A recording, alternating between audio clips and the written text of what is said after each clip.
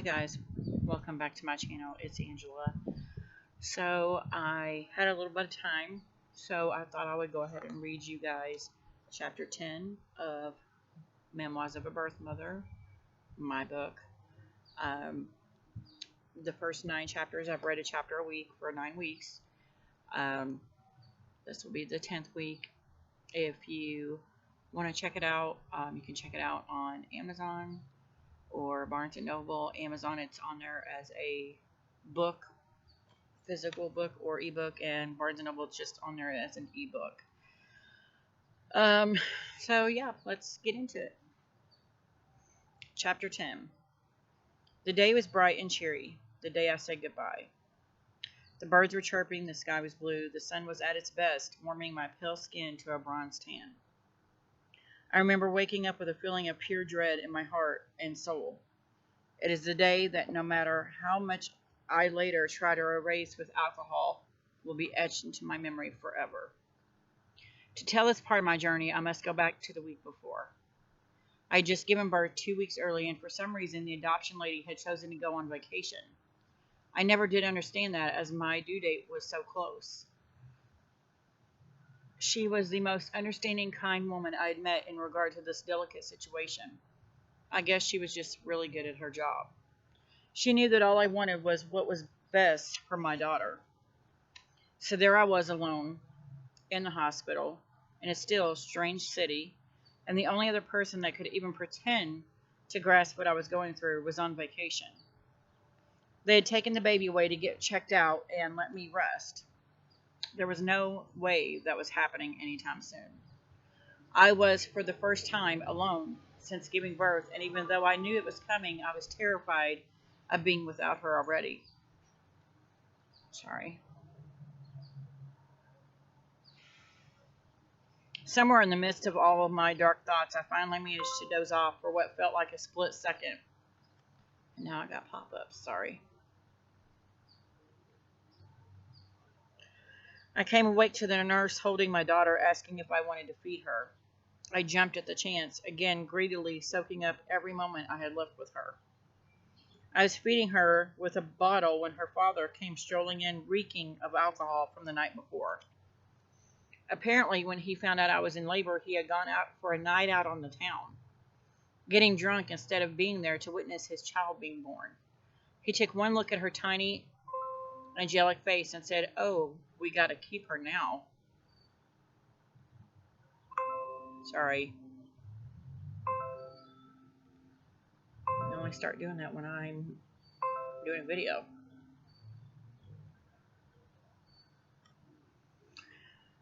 He took one look at her tiny angelic face and said, "Oh, we got to keep her now," in a rush with the stale stench of beer still on his breath.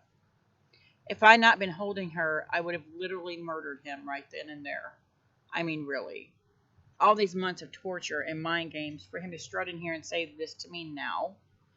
Instead of killing him, I gave him my best death glare, and for the first time since meeting him, I said exactly what was on my mind. I told him that he no longer had a decision in the matter. It takes a man to be a father, and he was no man. At this point, he was nothing more than a sperm donor. I couldn't believe him. After having gone through the last 8.5 months of pure hell with this guy, him trying to make me miscarriage, not getting a job and trying to be there for us, telling me that once I got rid of my problem, meaning our daughter, that we could get back to normal, and he had the balls to stroll in here as if he wasn't the piece of shit I now knew him to be and act as if he cared. I don't think so. I told him in no uncertain terms that he was not her father. He was just the guy that donated the sperm to make her. I was livid. For the first time in a long time, if ever, he looked ashamed. Yet his new fatherly attitude didn't last long, just like I knew it wouldn't. A lady came whose name I will never remember shortly after this confrontation from the adoption agency, prepared to take my daughter away. She had a car seat and everything. I didn't even have that. She said that she was covering the other lady's cases while she was on vacation and was taking my daughter to foster care while she waited for the other one to come back. She said it would be easier on me instead of having to take her home, then say goodbye later. I let her go reluctantly, seeing the wisdom in this as my heart was already shattered. After snapping several photos of our all too brief time together, I said goodbye. However, the next day I went back for her. I was still going to give her up, but I couldn't stand the thought of her in foster care. I had heard so many bad things about foster care that I wouldn't leave her. I had to jump through some hoops to get her back. They wanted proof that I had food, diapers, a car seat, clothes, and after providing me with a list of things I would need before I claimed her, like she was an object and not legally still my daughter, they let me have her back once I left and had gotten everything on the list and returned. I carefully placed her in a friend's car and sped away as fast as I could with my daughter in tow, against her father's objections. Now I know most people would not have the strength to care for their child going through the next week and still be able to give them up, but somehow I dug deep. I relished every moment spent with her before I gave her up. My circumstances hadn't changed since having her, so I knew the end result would still be me having to say goodbye once again. It was simultaneously the worst and best week of my life. She was my little princess, and I soaked up the smell of her like an addict. I cannot even begin to tell you how many rolls of film I went through. I think I have a whole roll of her just sleeping.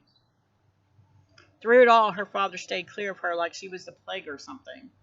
Even with me trying to encourage him to hold her or even show her some kind of fatherly affection, he impolitely refused. I did manage to talk him into taking one photo with her so she would one day have a picture of the three of us. She deserved that much from him, right?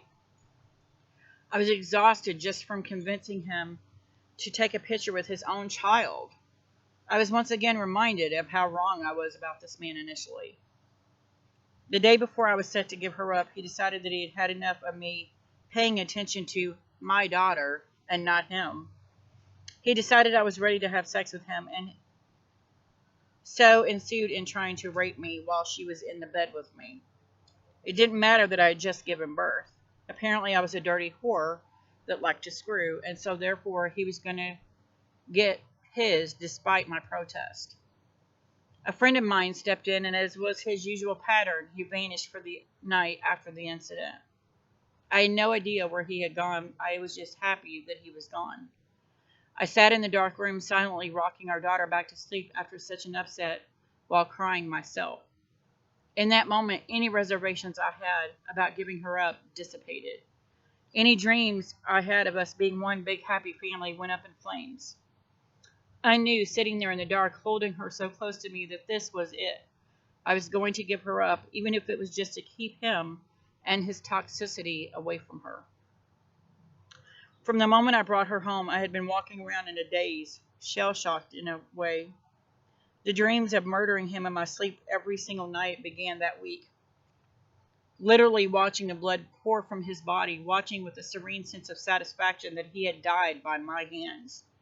I would watch as crimson imploded on his crisp white t-shirt, as the light left his eyes and he was nothing more than a cold, lifeless body on the ground. The knife in my hand soaked in his blood, dripping onto the plush tan carpet. I didn't even care. I was glad, elated even, that he was no more. It became a nightmare when after I watched him die, seconds later, he would get up as if nothing happened and come for me. And I got to stab him to death all over again.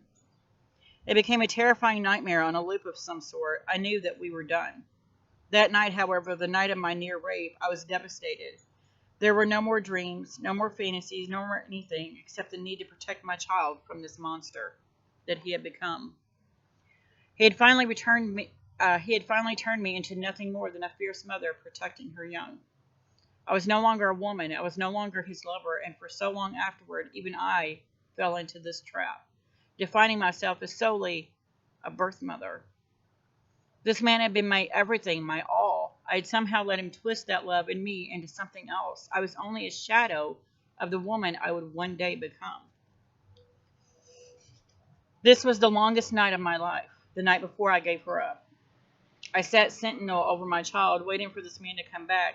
He always did. He finally did come back around 4 a.m. and headed straight for bed. I was so relieved, I almost began to cry all over again. As dawn approached, I felt a sense of doom looming over me, and yet, no matter what this day would bring, I took comfort in the fact that I knew she would be safe.